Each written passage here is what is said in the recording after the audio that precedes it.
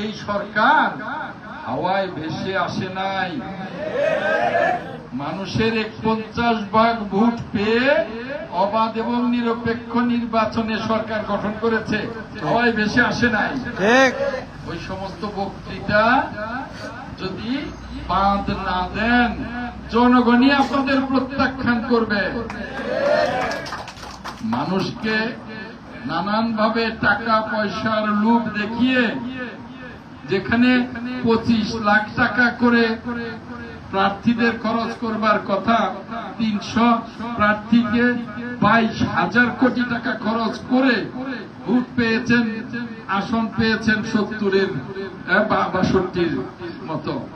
আর আমরা ওই 1000 কোটি টাকার মধ্যে নাই, নির্বাচন কমিশনের বিধিমালা অনুযায়ী করে জনগণ আমাদেরকে 212 আসন 13 আসনে পাশ করিয়েছে।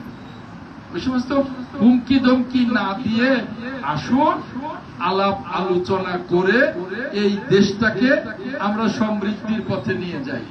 ওই সমস্ত হুমকি ধমকি, তাহলে তো আওয়ামী লীগের সুরে কথা বলছে। হ্যাঁ, আওয়ামী লীগের সুরে কথা বলছে না, ফ্যাসিবাদের ভাষায় কথা বলছে।